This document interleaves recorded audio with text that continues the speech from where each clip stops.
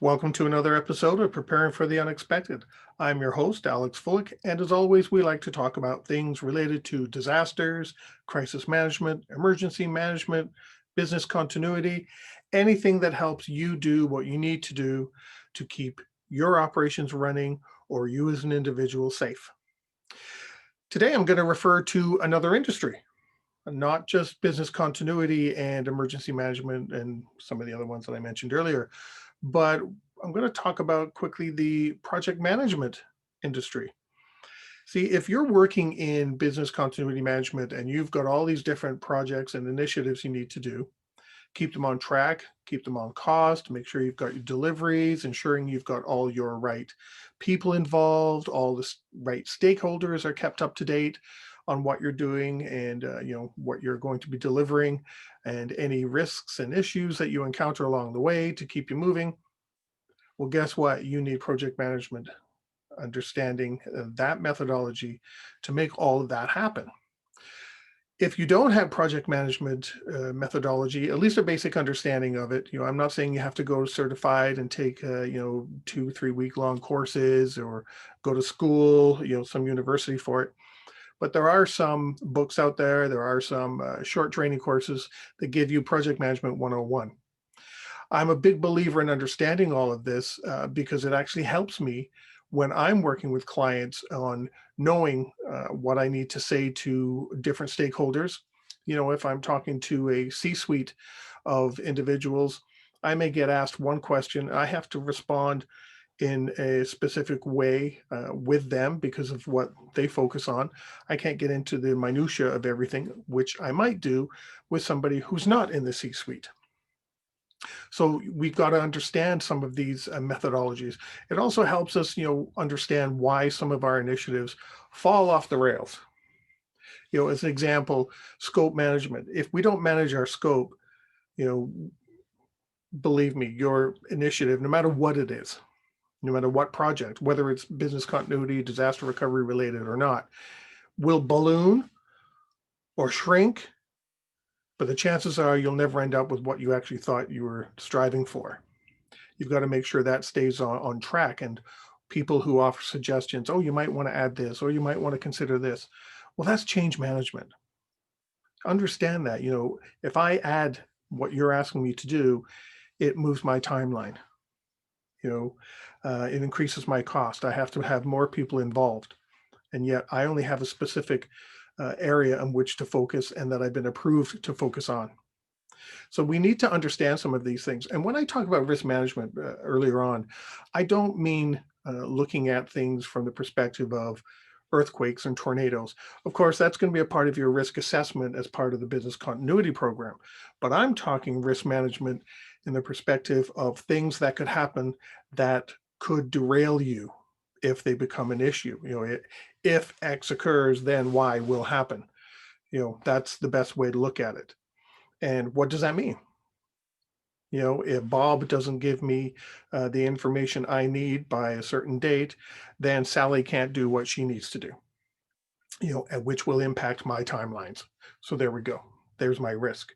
I've got to do everything I can to make sure Bob gives me what I need, and help him achieve his goals so that I don't get impacted by that risk occurring and then becoming an issue because Bob didn't give it, Sally can't finish, and now all of a sudden I'm not going to meet my timelines.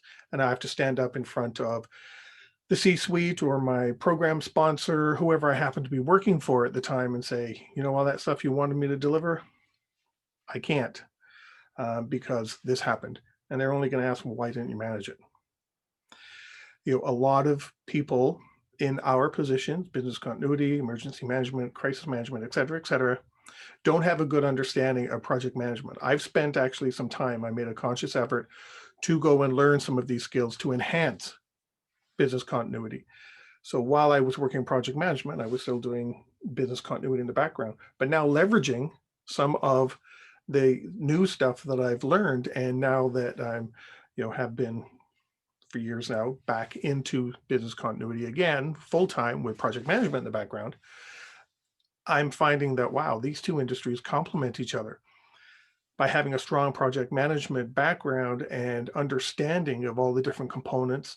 And I'll just list them here for you. Change management, stakeholder management, risk management, issue management, reporting, how you're going to be reporting things up the level, sideways, how you're communicating down the ladder, all the different people that you're involved with, managing your schedule, if by chance you're responsible for the financial aspect of your initiative, sometimes BIAs, we're going to give you $10,000 to do a business impact assessment. Okay, that's all I got. I got to make sure I meet that time frame and not spend any more money. Otherwise, it's going to be on me, right? Any HR issues, and I already mentioned scope management at the beginning, but all of those complement what we're doing, and we need to understand all of those so that it makes our programs stronger and better. How many times have we been working at our initiatives at BIA or developing a continuity plan or a crisis management team, and people are always, oh, I don't need that. I don't understand it. Well, it's all these different perspectives, oh, why don't you just do this and that? Why don't you just change this? Oh, add that. Oh, we don't need to do that. Take it away. You need to be able to manage all those various situations that can occur. It's not easy. And sometimes, believe me, it can be incredibly frustrating. But in the end, you will get what you need to deliver on time, hopefully on budget, with the right people aware of what's happening, participating, provided you the buy-in of what it is they needed to do. So you really need to understand a lot of project management methodologies.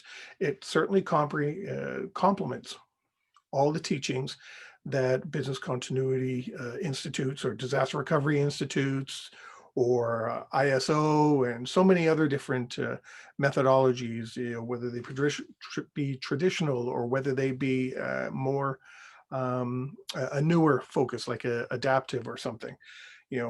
Understanding project management behind it can certainly help you move forward and become more successful in your program. Because here's an example with communications and reporting and stakeholder management. What I tell to a C-suite executive in the elevator, how is the business continuity program going? I'm going to tell her that, oh, this is what's happening. I'm going to put a different spin on it, especially if I'm asked the same thing by my program sponsor, who's more involved with what's going on. They're going to get two messages, but I'm saying the same thing. I have to know how to use the words that capture the attention of executives, but is also saying it in the same way, using a little bit more different words to those that aren't, on the executive level, so that everybody stays aware of what's going on. Everyone is on the same understanding and the same level of awareness as to what's going on. So I recommend get yourself some project management training, just project management 101. Have a good understanding of how some of this occurs. I know in future videos, I'm probably going to dig down in each one of these areas over time. When, I don't know, but at some point, we'll go into risk management. How do you identify a risk? How do you log that risk? How do you track it? And how do you make that risk go away? And how do you stop it from becoming an actual issue? So think about it. Take a look at some of the books that are out there, or maybe some quick little courses, and get some basic understanding of project management. It certainly will enhance what you do. I can't recommend it enough. It certainly has enhanced what I do. And I understand now too why some things happen the way they do and why they happen to start with. And looking back, I can actually understand why I may not have been successful in some areas where I thought I was, and why I encountered some of the problems I encountered, because I have a better understanding of project management and how to keep something moving forward to be successful. So think about it. And if you enjoyed what I said, thumbs up. If you don't, thumbs down.